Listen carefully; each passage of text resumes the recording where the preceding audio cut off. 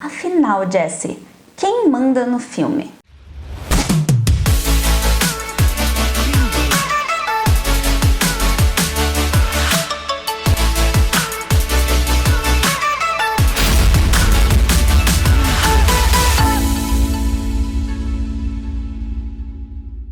Oi pessoal, tudo bem?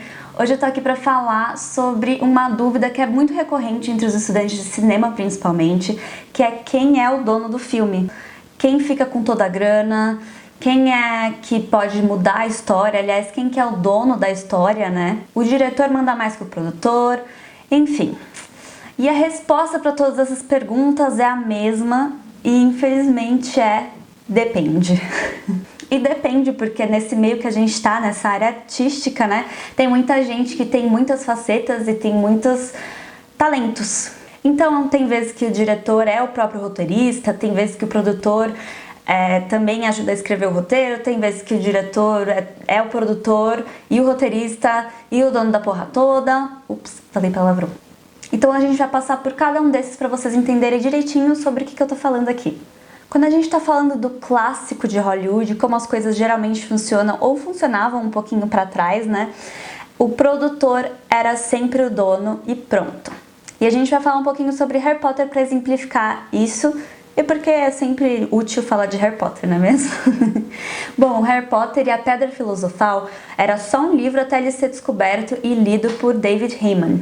O produtor britânico assegurou os direitos do livro, que quer dizer que ele simplesmente comprou os direitos intelectuais da obra de texto e aí quando você faz isso, você tem o direito de tentar transformar essa obra em filme. No caso do David, ele conseguiu e acabou se tornando um dos membros principais nas produções. No caso do David, ele conseguiu e ele acabou se tornando um dos membros principais nas produções dos próximos 7 filmes. Foram 8 no total, né? Quando o produtor é quem decide fazer o filme, o que é na maioria dos casos, ele primeiro vai buscar um roteirista para ajudar ele a escrever, passar aquele texto para formato de roteiro, ou se ele tem uma ideia, ele vai procurar um roteirista para ajudar ele a escrever aquela ideia, e depois ele vai procurar financiamento, que é uma das partes mais importantes, porque sem isso o filme não sai do papel. Quando essas duas coisas estão seguras, a partir daí ele participa de cada passo do processo de produção. E vale lembrar que existem vários tipos de produtores, né? Mas aqui a gente está falando sobre o produtor executivo, que é o mais alto do ranking. E aí ele vai poder escolher se ele vai participar presencialmente de todo o processo de produção, o que geralmente acontece, os produtores são bem envolvidos, ou se ele vai apenas aprovar aquilo que o resto da equipe de produção está escolhendo, tipo casting, contratação de equipe, fotografia, arte, edição, tudo que é imprescindível dentro do processo de produção. E aí no final, dependendo dos contratos, de como foi tudo combinado, ele é quem vai ganhar os principais ganhos daquele filme, além do salário como um dos principais membros da equipe. Já quando a gente está falando de grandes produtoras, como Warner Brothers, que acaba financiando esses filmes e, enfim, distribui eles, né? A gente tem que lembrar que elas é que tem a palavra final na edição final do filme. Como aconteceu, por exemplo, na trilogia do Batman, em que o Christopher Nolan queria que tivesse um final um pouquinho diferente e a Warner falou, não, nossos fãs não vão gostar disso, então vamos fazer desse jeito.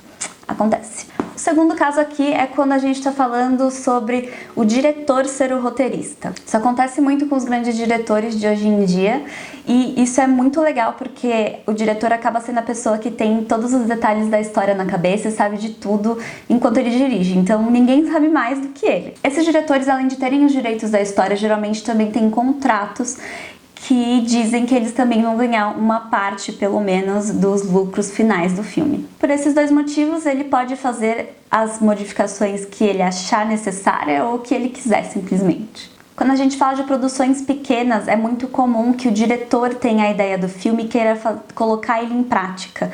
Então, geralmente, é esse diretor que escreve o roteiro, mesmo que com alguma ajuda, e depois ele chama um produtor para ajudar ele no processo de produção do filme. Nesse caso, como esses diretores são muito apaixonados, são eles que também ajudam no financiamento do filme. Então, eles vão junto com o produtor atrás desse financiamento e alguns deles até tiram esse dinheiro do próprio bolso. Então, é claro que aqui é ele quem manda, porque Nesses filmes, geralmente, o objetivo final é mandar o filme para festivais e conseguir reconhecimento por ele. Agora a gente vai falar sobre a pessoa que é tudo. Esse cara é o pica das galáxias. Pensa bem, essa pessoa sabe dirigir o filme em todos os quesitos, fotografia, direção de cena, direção de atores, o que precisar. Ele sabe produzir, o que significa que ele conhece todo o processo de produção passo a passo, nos mínimos detalhes, e tem a capacidade de tomar decisões durante esses processos e sobre esses processos. E ele também sabe escrever, e vamos combinar, quando isso acontece, esses caras escrevem de uma forma fenomenal. Ele manda em tudo e em todos. Mas a gente precisa lembrar que isso só acontece quando a pessoa, ou só devia acontecer, quando a pessoa tem muita experiência na área. A gente tá falando aqui de Steven Spielberg, Christopher Nolan, Guillermo del Toro, sabe? Os maiores diretores e roteiristas do mundo. Essas são as pessoas que têm o filme completo e em detalhes na cabeça, afinal foram eles que criaram, e têm a capacitação e a inteligência de trabalhar em todos esses papéis. Aliás, até inteligência emocional, viu? Porque ser diretor já não é fácil sozinho, e ser produtor já não é fácil sozinho, então você imagina o trabalho que os caras têm e ralam.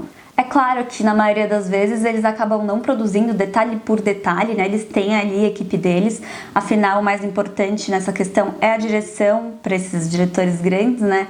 Então eles não acabam fazendo tintim por tintim, mas com certeza eles têm decisões executivas nas principais decisões. decisões. Mas não que isso torne eles menos importantes, né? É claro que quando a gente fala sobre esse assunto, eu já falei pra vocês, tudo depende da situação e das pessoas envolvidas nessa situação. Então, a resposta realmente depende. Mas eu espero que vocês tenham entendido um pouquinho mais sobre isso, que tenha tirado algumas dúvidas de vocês. Se você gostou, dá um joinha nesse vídeo, que é muito importante pra gente saber que tipo de conteúdo vocês estão gostando, o que vocês querem assistir aqui. E não se esqueça de se inscrever no canal para receber sempre as nossas notificações em primeira mão. Continue assistindo filmes e até o próximo vídeo. Se você está assistindo esse vídeo pelo Instagram ou pelo Facebook, corre lá no nosso canal do YouTube para ver ele completo.